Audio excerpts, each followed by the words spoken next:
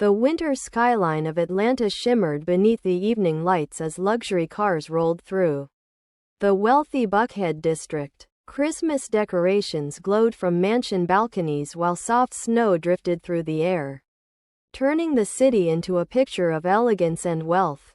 Inside a beauty salon overlooking Peachtree Road, Camille Brooks admired herself in the mirror while a stylist adjusted the curls in her long black hair. "You're about to marry into one of the richest families in Georgia," the stylist said with a smile.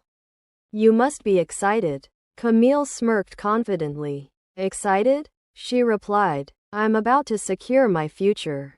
Her best friend, Tiffany, sat nearby sipping champagne. "Girl, once you become Mrs. Whitmore, your life is set forever." Camille crossed her legs slowly. "That's the plan." Most people who met Camille believed she was graceful, intelligent, and compassionate. She knew exactly how to present herself around wealthy people. She spoke softly at charity events, smiled perfectly during interviews, and posted inspirational quotes online for thousands of followers. But the real Camille only appeared when cameras disappeared. She hated poor people, mocked workers, and secretly believed kindness was for weak people who lacked power.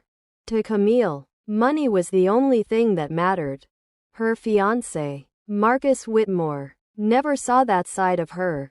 Marcus was the son of Elijah Whitmore, a self-made billionaire who built one of America's largest black-owned real estate companies from nothing. Elijah grew up poor in rural Alabama before transforming his life through relentless work and discipline.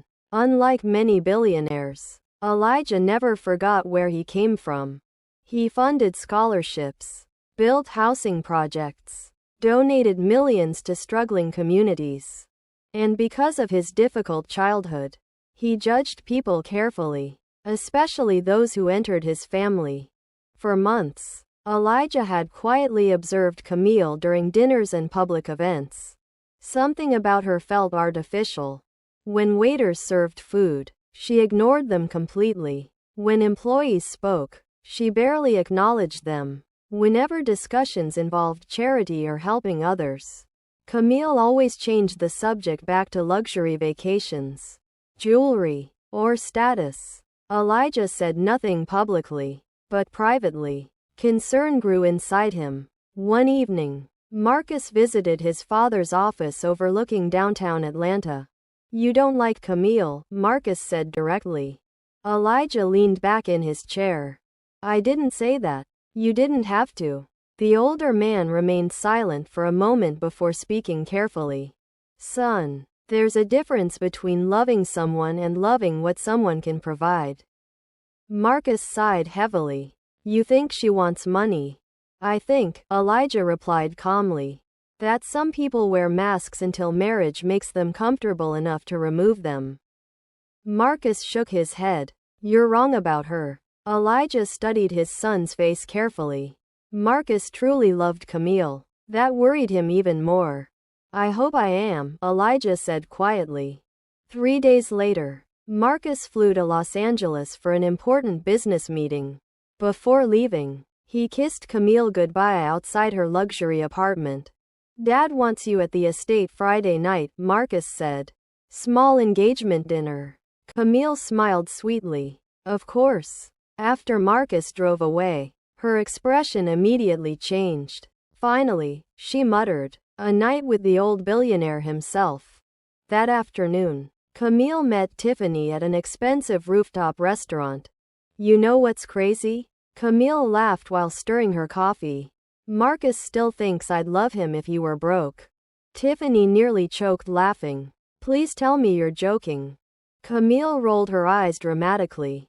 "If Marcus worked at Walmart, I wouldn't even answer his texts." The two women burst into laughter. Nearby diners glanced over uncomfortably. Tiffany leaned forward. "So what's your real plan after the wedding?" Quote. Camille's eyes gleamed with ambition. "Elijah's getting old. Marcus is his only son. Once we're married, everything eventually becomes ours." "Ours?" Tiffany teased. Camille smirked. Mine. That evening, Elijah Whitmore stood near the massive windows of his mansion, staring at the falling snow outside. His longtime assistant, Mrs. Evelyn Carter, entered quietly. You asked for the security reports, sir. Elijah nodded absently. Then he turned slowly toward her. Evelyn, do you remember how my mother used to test people? Quote. Mrs. Carter smiled softly. She always said character appears when pride believes nobody important is watching. Elijah's face hardened with thought. By midnight, a plan had formed in his mind. Friday evening arrived cold and rainy. Luxury vehicles lined the streets near the Whitmore estate as workers prepared for the engagement. Dinner. Caterers rushed through the mansion carrying trays while jazz music floated through crystal-lit halls. But outside the front gates, something unusual appeared. An old homeless man sat quietly beside the entrance wearing worn-out clothes and a soaked gray coat. His beard looked untrimmed. His shoes were damaged. His hands trembled from the cold rain. Drivers passing the estate barely glanced at him. None of them recognized Elijah Whitmore beneath the disguise. Inside the security room, Mrs. Carter watched nervously through hidden cameras. Sir, are you sure about this? Quote. Elijah adjusted the old blanket around his shoulders. I need to know who she really is before my son marries her. At exactly 7:14 p.m., a white Range Rover pulled toward the gates.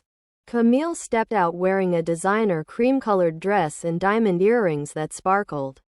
Beneath the rain, Tiffany followed behind recording videos on her phone. Everybody's gonna be obsessed with tonight, Tiffany laughed. Then Camille noticed the homeless man sitting near the gate. Her face twisted instantly with disgust. Oh my God. The old man slowly looked up. Ma'am, he asked softly, could you spare some water? Quote. Camille stared at him like garbage had spoken. And in that single moment, the mask finally began to fall. Rain poured harder across the Whitmore estate while icy wind swept through the iron gates. Camille tightened her expensive coat around herself, visibly irritated by the homeless man sitting near the entrance. Seriously? She muttered. Why are homeless people always near rich neighborhoods? Quote. Tiffany laughed while recording with her phone. The old man looked weak and exhausted beneath the rain-soaked blanket covering his shoulders. Please, he said softly. I haven't eaten today. Camille recoiled dramatically. You people always say that. The old man lowered his eyes respectfully. I'm just asking for a little kindness. Camille opened her luxury handbag, removed a bottle of water, and stared at it for a moment. For one brief second, it almost looked like she might help him. Instead, she tossed the bottle directly at him. It struck his shoulder before falling into a puddle. There, she snapped. Drink that. Tiffany burst into loud laughter. Oh my God. Camille. Quote. Camille smirked proudly. Maybe if people worked harder instead of begging, they wouldn't smell like sidewalks. Inside the mansion's hidden security room, Mrs. Evelyn Carter gasped quietly. But Elijah Whitmore remained perfectly still. Only his eyes hardened with disappointment. Outside, the old man slowly picked up the bottle from the muddy ground. Thank you anyway, he whispered. Camille rolled her eyes. Whatever. As she walked toward the mansion entrance, Tiffany lowered her phone slightly. You know, if Marcus saw that, quote, he won't, Camille interrupted coldly. And even if he did, he worships me too much to care. The two women disappeared inside the estate. The grand Whitmore mansion glowed with warmth and elegance. Golden chandeliers reflected against polished marble floors while servers carried silver trays filled with expensive wine and gourmet food.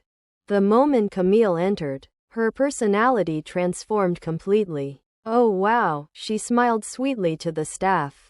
Everything looks incredible. Servants nodded politely. But when one waiter accidentally brushed against her sleeve while passing, Camille's expression darkened instantly. "Watch where you're going," she hissed quietly. The young waiter apologized repeatedly before hurrying away. Mrs. Carter observed everything silently from nearby. Camille greeted guests with fake warmth while secretly evaluating jewelry, clothing brands, and social status. She knew exactly which smiles mattered and which people could benefit her future. After dinner preparations finished, guests gathered in the formal living room beside a massive fireplace. Tiffany leaned toward Camille. "So when do you think Marcus proposes officially in public?" Quote. Camille smirked. "Probably tonight. And after that?" Quote. Camille glanced around carefully before lowering her voice. "After marriage, Marcus takes over the company." Tiffany raised an eyebrow. "What about Elijah?" Quote. Camille shrugged casually. "He's old. Men like him always think emotionally. Marcus listens to me." "You already control him?" Quote. Camille laughed softly. "Completely." Across the room, Mrs. Carter quietly tightened her jaw. Camille continued sipping wine confidently. "Honestly, once Marcus becomes CEO, I'll never work another day in my life." Tiffany laughed. "You're evil." "I'm smart," Camille corrected proudly. Suddenly, the room quieted slightly as Elijah's younger brother, Victor Whitmore, entered. "Marcus called," Victor announced. "His flight got delayed because of weather. He won't arrive until later tonight." Camille forced disappointment onto her face. "Oh no, that's terrible." But privately, she felt relieved. It gave her more time to impress the family patriarch alone. Victor smiled politely. "Elijah should be downstairs shortly." Camille straightened immediately. "Perfect." Meanwhile upstairs, Elijah slowly removed the homeless disguise inside his private room. Every movement felt heavier than before. Not because Camille had disappointed him, but because his son genuinely loved her. And soon Marcus's heart would break. Mrs. Carter entered quietly. "Sir, perhaps we should wait before making final judgments." Elijah looked toward the security monitor replaying Camille's behavior outside. The bottle hitting his shoulder. The mocking laughter. The cruelty in her eyes. "No," he said quietly. "I've seen enough." Downstairs, Camille wandered through the mansion admiring expensive artwork while mentally calculating the value of everything around her. She stopped beside an original painting worth nearly $500,000. "Imagine living here permanently," Tiffany whispered. Camille smiled slowly. "I will." Then her expression sharpened. "And once Marcus signs those post-marriage ownership transfers, nobody in this city will outrank me." "You really thought this through." Camille looked proud of herself. "Poor people marry for love. Smart women marry for power." At that exact moment, the grand staircase above them creaked softly. Conversations throughout the mansion slowly faded. Guests turned toward the stairs.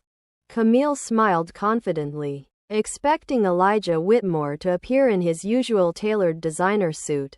Instead, her smile vanished instantly. The homeless man from outside was walking down the staircase, still wearing the same worn coat, still holding the same damaged water bottle.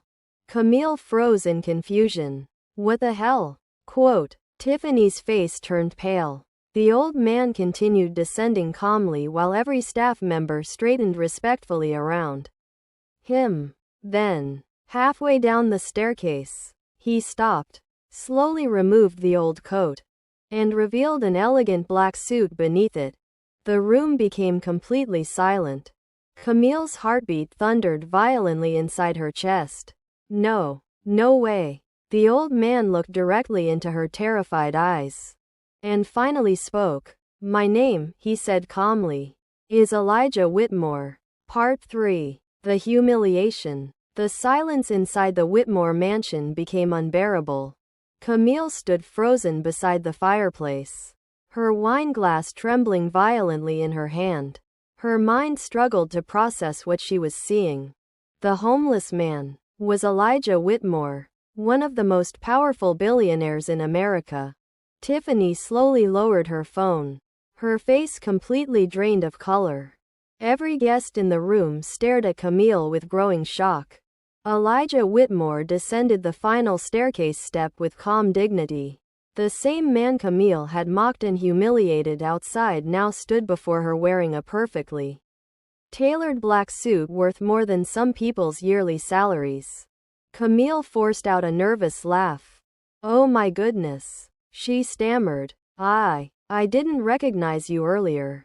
Elijah's expression remained cold. "No," he replied quietly. "You recognized exactly what you believed I was worth." The words struck the room like thunder.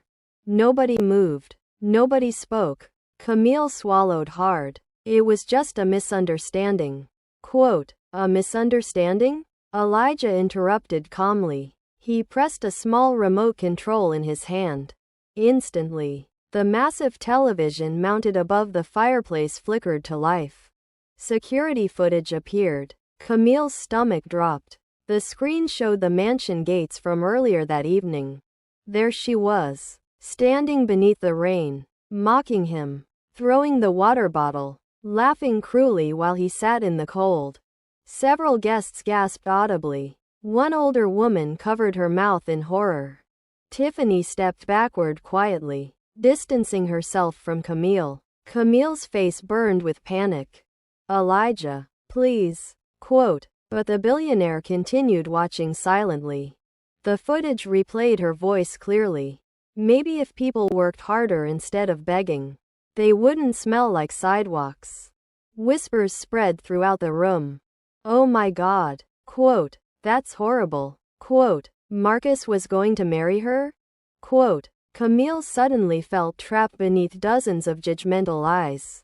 Her carefully crafted image was collapsing in real time. Then Elijah pressed another button. A second recording began. This time it was hidden audio from the living room conversation earlier. Camille heard her own voice echo through the mansion.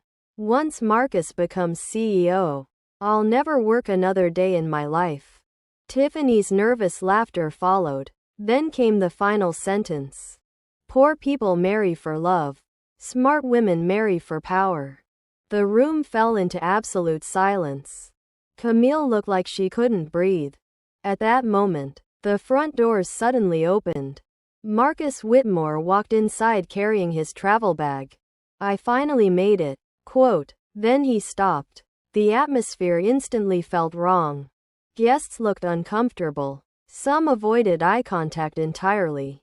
Marcus frowned in confusion. "What happened?" Quote, Camille rushed toward him desperately. "Marcus, baby, listen to me." Quote, but Elijah raised his hand. "Watch the screen." Marcus turned slowly toward the television just as the footage replayed Camille throwing the bottle. His entire face changed. "No," he whispered. Camille grabbed his arm. "It's not what it looks like." Quote, Marcus stared at her in disbelief. "You humiliated a homeless man?" Quote, she panicked. "I didn't know it was your father." Quote, the second the words left her mouth, the room reacted. Because everyone understood the truth hidden inside them. If the homeless man had actually been poor, Camille still would have treated him cruelly. Marcus slowly pulled his arm away. "That's your defense?" he asked painfully. Tears began forming in Camille's eyes. "I was stressed. People were recording. I didn't mean it." Quote, Marcus shook his head. "No, Camille, you meant every word." Elijah stepped closer. "For months, I hoped I was wrong about you," he said calmly. "Tonight you revealed your true character in less than 5 minutes." Camille's voice cracked. "I love your son." Elijah looked directly into her eyes. "You love his last name." The sentence shattered what little control Camille still had. She dropped to her knees crying. "Please don't do this," she begged desperately. "People make mistakes." Quote, Marcus looked devastated. "You talked about controlling me," he said quietly. About taking over my family's company. Camille shook her head violently. I didn't mean it. Quote, but nobody believed her anymore. Years of fake smiles and manipulation had finally collided with reality. Elijah's voice remained calm but firm. The wedding is cancelled. Camille froze. No. Quote, it's over. The words echoed brutally through the mansion. Camille grabbed Marcus's hand desperately. Marcus, please. Don't let him ruin us. Quote, Marcus slowly stepped backward, his eyes filled with tears. Not anger, but heartbreak. I defended you to everyone, he whispered painfully. Camille's crying intensified. I can change. Quote, Marcus looked at her for a long moment. Then he said something that broke her completely. I don't even know who you are. He turned and walked upstairs without another word. Camille collapsed emotionally. Several guests quietly began leaving the mansion. Nobody wanted association with the scandal unfolding before them. Tiffany slowly picked up her purse. You're leaving too? Camille cried. Tiffany avoided eye contact. My father works with Whitmore Holdings, she whispered nervously. I can't be involved in this. Then she left. Camille sat alone on the floor while whispers surrounded her like knives. The same social circles that once admired her now looked at her with disgust. Elijah watched silently, not with satisfaction, but disappointment, because wealth had not corrupted Camille. It had merely exposed what already existed inside her. Two security guards approached gently. Miss Brooks, one said respectfully. We need you to leave the estate. Camille slowly stood on shaking legs. Mascara streamed down her face. Her dignity was gone. Her future shattered in a single night. As she walked toward the exit, nobody stopped her. Nobody defended her. And for the first time in years, Camille Brooks understood what it felt like to be powerless. The fall. By sunrise the next morning, Atlanta was already talking. Social media exploded with rumors about the cancelled Whitmore wedding. Guests from the engagement dinner leaked details anonymously to bloggers and celebrity news pages. Within hours, headlines spread across the internet. Billionaire heiress exposed for humiliating homeless man. Whitmore family cancels wedding after shocking incident. Video of socialite's cruel behavior goes viral. Camille woke up to hundreds of notifications flooding her phone. At first, she thought it was sympathy. Then she opened the messages. Disgust, mockery, outrage. People reposted screenshots from the leaked security footage alongside harsh comments. She showed her real character. This is why kindness matters. Imagine treating someone like that. Camille's hands trembled as she scrolled. Her sponsorship deals began disappearing before noon. Fashion brands removed her photos. A luxury skincare company announced they were ending collaboration due to values misalignment. One charity organization quietly deleted her from their board page. By afternoon, even her friends stopped answering calls. The glamorous world she spent years building collapsed within 24 hours. Camille sat alone inside her luxury apartment staring blankly at the television while news anchors discussed the scandal. She was considered one of Atlanta's rising social figures. Quote, sources close to the Whitmore family say Marcus is devastated. Quote, public reaction has been overwhelmingly negative. Quote, Camille muted the television violently. This can't be happening, she whispered. But deep down, she knew exactly why it was happening. Because for the first time in her life, people had seen the real her. Meanwhile, across the city, Marcus Whitmore remained locked inside his penthouse office overlooking downtown Atlanta. He hadn't slept. The security footage replayed endlessly in his mind. Not just Camille's cruelty, but her words. Poor people marry for love. Smart women marry for power. Every memory now felt fake. Every smile, every kiss, every promise. His father entered quietly carrying 2 cups of coffee. Marcus didn't look up. You were right. Elijah placed a cup beside him. I wish I hadn't been. Marcus rubbed his eyes painfully. I loved her. Elijah nodded slowly. I know. For several moments, neither man spoke. Then Marcus finally asked the question haunting him most. How do you trust people after becoming rich? Quote, Elijah looked toward the city skyline. You watch how they treat people who cannot benefit them. Marcus lowered his head silently. At that same moment across town, Camille desperately attempted damage control. She hired a public relations manager, recorded apology videos, posted emotional statements online. I deeply regret my actions. Quote, that moment does not represent who I truly am. Quote, but the internet wasn't forgiving. Because millions had watched the video themselves. And the cruelty looked genuine. One evening, Camille entered an upscale restaurant hoping to escape public attention. The moment she walked inside, conversations quieted. People recognized her instantly. A woman nearby whispered loudly, "That's the girl from the video." Another person laughed. "She only respects rich people." Camille hurried out fighting tears. For the first time in her life, she experienced public humiliation, the same kind she once inflicted on others without guilt.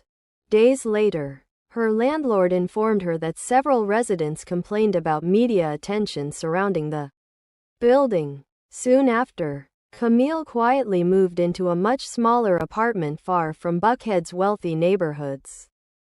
No assistants, no luxury parties, no invitations, only silence. One rainy afternoon, Camille sat near her apartment window watching pedestrians cross the street below. An elderly homeless woman shuffled slowly past the building carrying soaked grocery bags.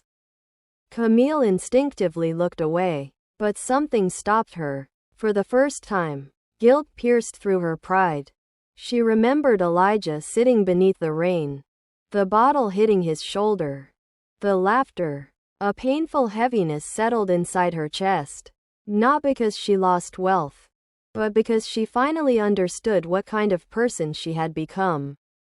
Across Atlanta, Elijah Whitmore quietly returned to the same street corner where he had tested Camille weeks earlier.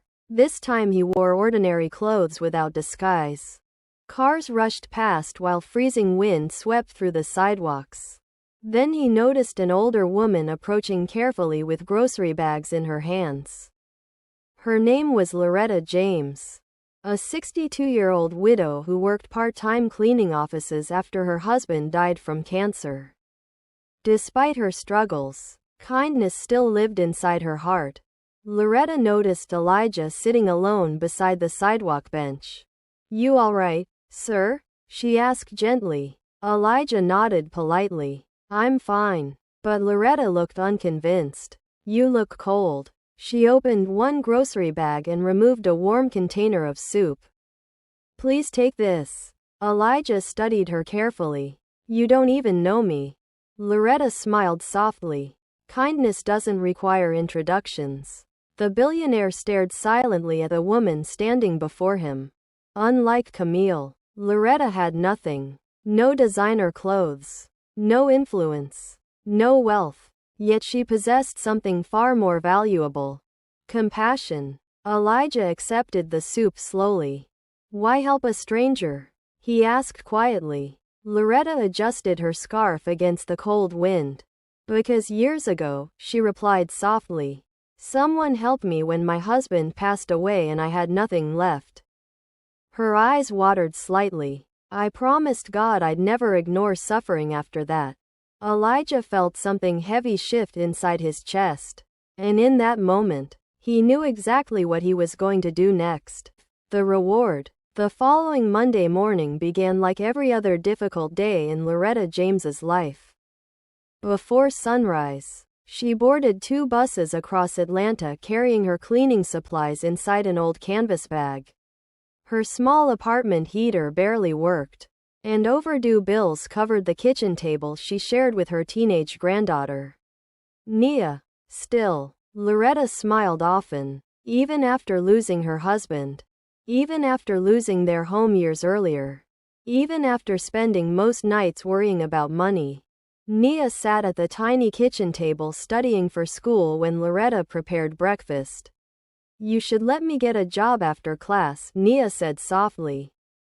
Loretta shook her head immediately. "No, baby. Your job is school. But we're struggling." Loretta walked over and kissed her forehead gently. "And struggling is temporary." Nia forced a smile. "What if I can't afford college?" Quote. Loretta paused for a brief moment before answering. "God always makes a way." An hour later, while Loretta cleaned office floors downtown, her phone suddenly rang. Unknown number. She answered nervously. "Hello?" Quote. "Good morning, Mrs. James," a professional voice said. "This is Evelyn Carter from Whitmore Holdings." Loretta frowned in confusion. "I think you have the wrong number." "No, ma'am. Mr. Elijah Whitmore would like to meet with you personally today." The mop nearly slipped from Loretta's hands. "Elijah Whitmore?" Quote. "Yes, ma'am." Loretta's heart pounded with confusion. By noon, a black luxury sedan arrived outside her apartment building. Neighbors watched in shock as a uniformed driver respectfully opened the door for her. Loretta kept smoothing her simple blue dress nervously during the drive. "I don't understand why he wants to see me," she whispered. The driver smiled politely. "You'll understand soon." When the car arrived at Whitmore headquarters, Loretta stared upward in disbelief at the massive glass tower reflecting sunlight across downtown Atlanta. Employees greeted her warmly before escorting her into a private executive office. Elijah Whitmore stood near the windows waiting. But unlike the powerful billionaire seen on television, today he looked calm and humble. "Mrs. James," he said warmly. "Thank you for coming." Loretta smiled nervously. "Sir, did I do something wrong?" Quote. Elijah chuckled softly. "No, you did something right." He invited her to sit down before sliding a folder gently across the desk.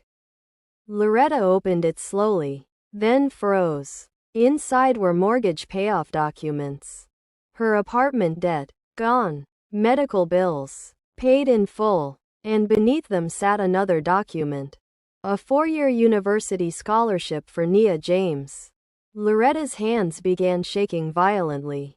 I don't understand." Elijah leaned forward quietly. "A few weeks ago, I disguised myself as a homeless man to test someone close to my family." Recognition slowly appeared in Loretta's eyes. "You were that man?" Quote. Elijah nodded. "You offered kindness when you believed I had nothing to give you in return." Tears instantly filled Loretta's eyes. "Oh my Lord." Quote. Elijah continued softly. "Mrs. James, this world has enough selfish people. People like you deserve to be protected." Loretta covered her mouth while crying. "I only gave you soup." "You gave dignity," Elijah corrected gently.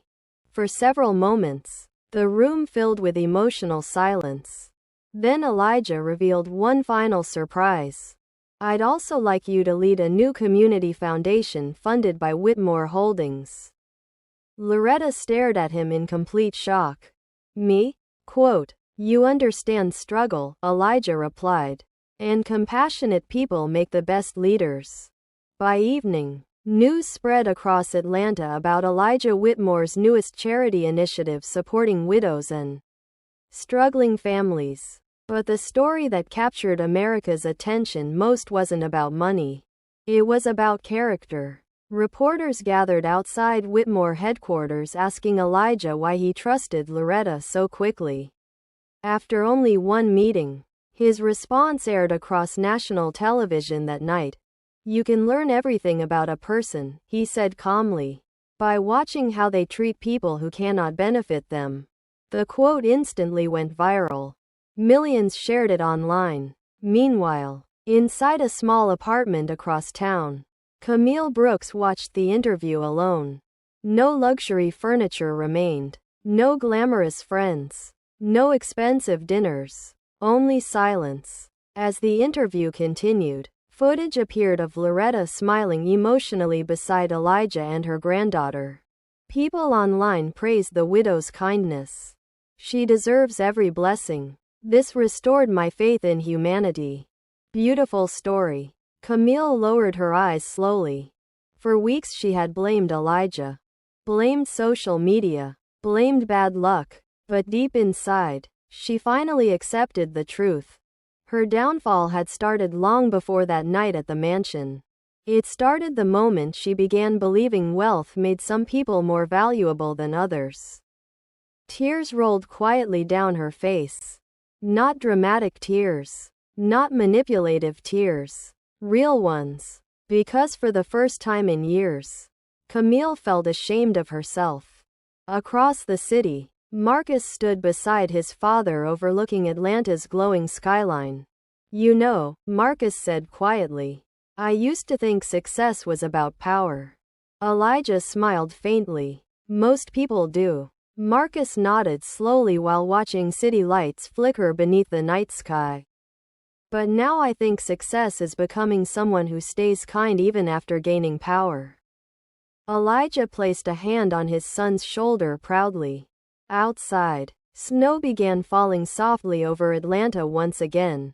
Luxury towers shimmered. Traffic moved endlessly. Millions of lives crossed paths beneath the cold winter sky. Some people chased wealth. Some chased status. Some chased power. But in the end, the people remembered most were often the ones who chose kindness when nobody was watching. And somewhere far below those glowing city lights, a warm bowl of soup had changed 3 lives forever.